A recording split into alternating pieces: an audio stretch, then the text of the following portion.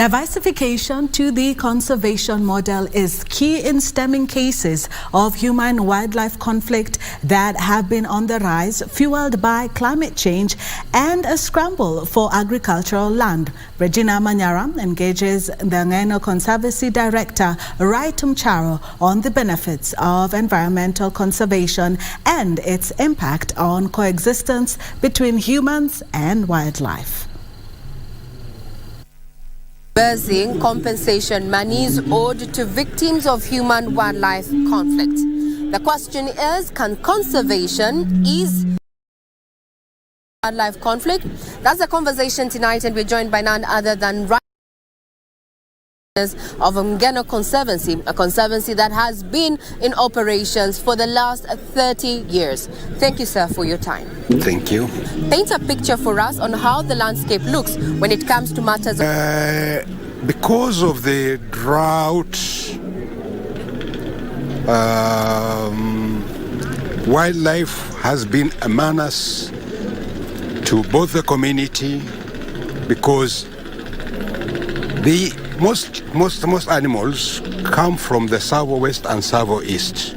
Now, it's interesting to know that according to the statistics, the ranches are holding more wildlife than even the parks.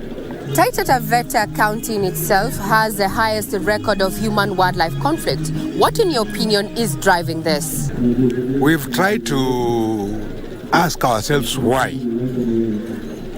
But I think in the parks, they have been chased away by... So they've found a refuge in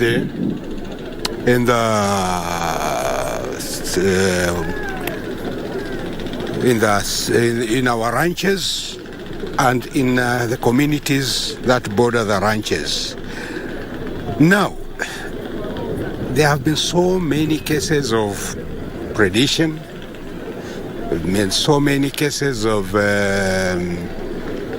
crop destruction by animals, buffaloes. As a conservancy, how are you dealing with the issues of, scarcity of water, especially, and pasture? We have enough land for the nation, for the wildlife.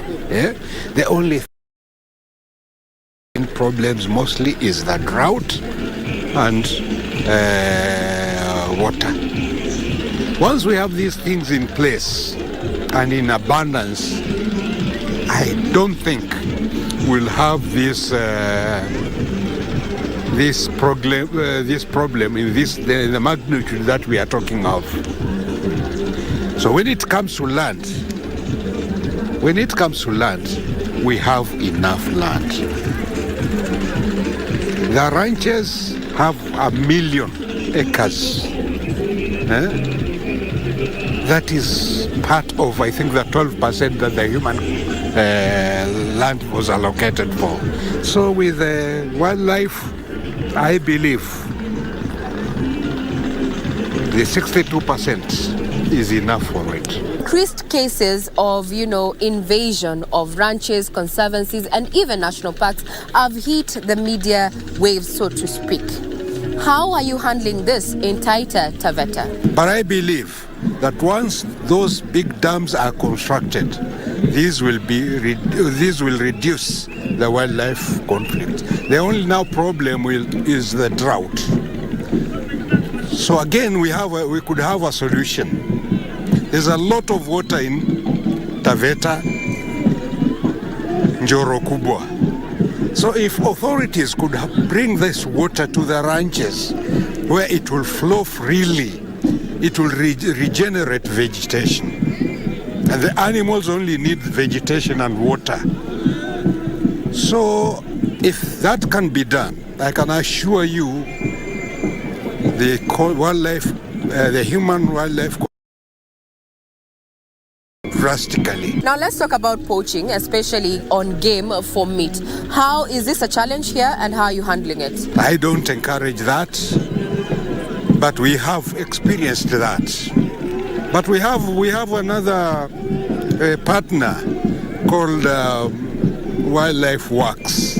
They have really been assisting in reducing the poaching. It was rampant then, but since they came in, they have assisted the ranchers to control the poaching. Yeah. Climate change has been termed as one of the challenges that is fueling human-wildlife conflict. How are you adapting to climate change in regard to human-wildlife conflict? The scarcity of pasture. Most of our land is barren. But if it could be regenerated, there will be enough for these animals. And the more they are, the better for us, because we are going conservancy, and conservancy is attracting so much funding from donors. So I believe our county will benefit, maybe more than any other county. First of all,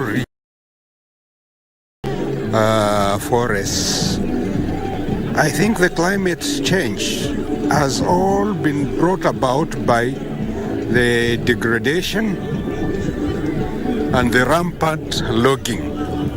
So if we could join hands with the government in planting as many trees as possible.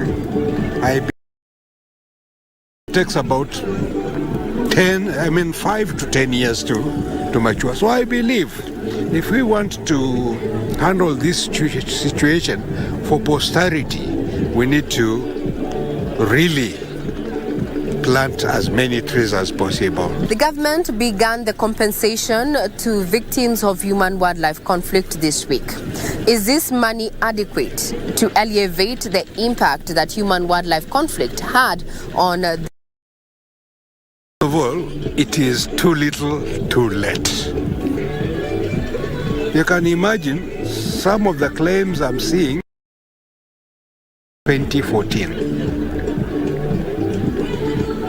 2014, that means it's 9 years down the line. People have suffered injuries. Some of them have passed on. Some of them are maimed. I think the KWS and the government at large must reconsider that. Keep waiting for such benefits. If I say planted maize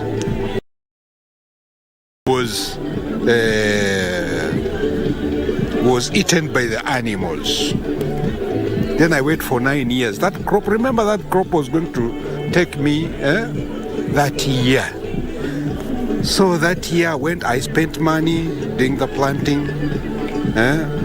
I spent, it was so much. And I wait for 9 years to get that compensation. Honestly, it's not fair. Ministry of Tourism, that is headed by Cabinet Secretary Penina Malonza, is seeking to introduce an insurance scheme to fast-track, claims made by persons who are victims of human-wildlife conflict. What is your take on this? It's so good.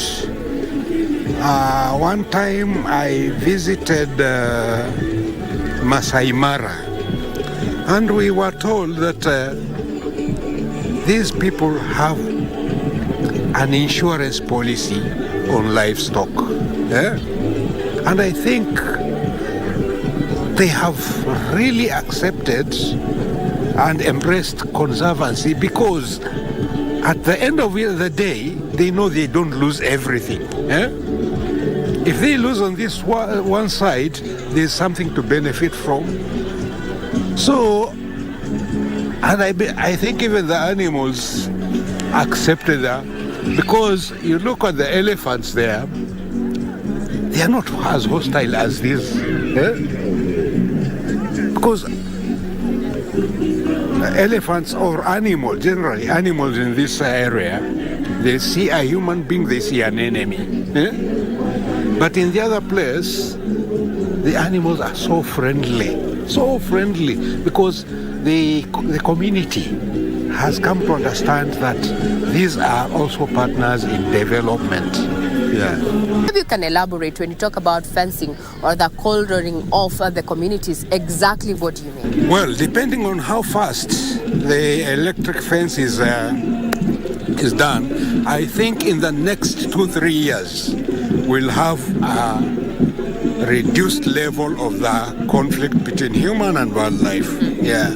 But then animal and wildlife activists would counter and say that animals should be left to use their animal corridors. Yeah.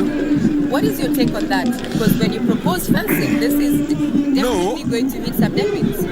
What I mean, fencing between the community, because in the ranches, most ranches, people don't live there, apart from the workers, and very few people live there. These are the employees.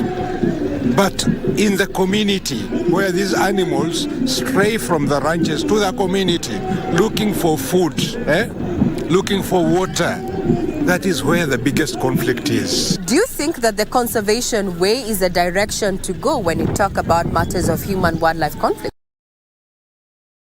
Controlled animals have also IQs.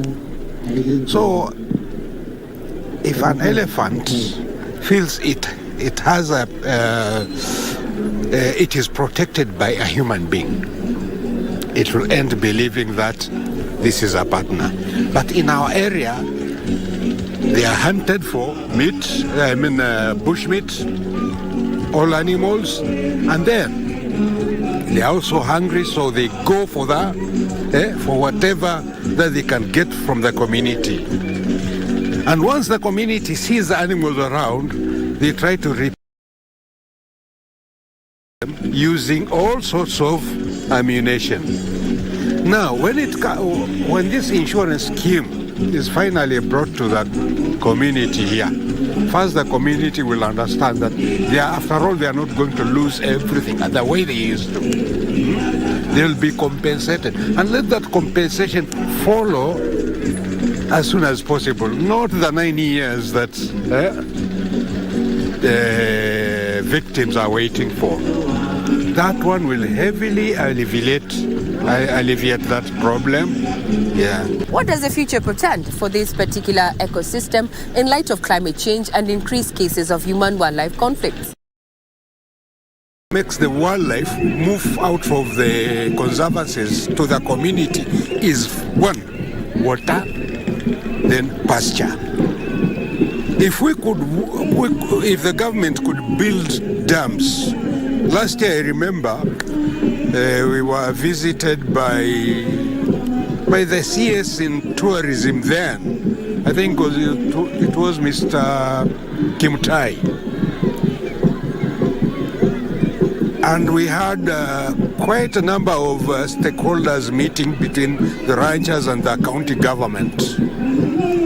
We were promised that some dams big dams would be constructed in ranches, but this is yet to happen. Recommendations going forward? The community is not happy when KWS removed snake bites as there are so, even if you go to hospital right now, our hospital you won't miss a victim of snake bites. And some of these snakes are so poisonous that you end up losing a life, or you end up being maimed completely. This is something that we still are asking ourselves, why? Why did they remove the snake bite compensation? Yet in Taita, and even you see, we live with elephants, and we know how to go away from them. But with snakes, it's difficult because you go, you Sometimes you even step on it without having seen it before. But with the other animals, you can meander your way, find your way, and leave that animal there. So I want to plead with KWS to reinstate the snake bite compensation. Well, there you have it. Right Mcharo, one of the directors at Mgeno Conservancy right here in Taita Taveta County. And his take home is that humans and wildlife need to strike a balance and coexist for longevity and sustainability of both kinds.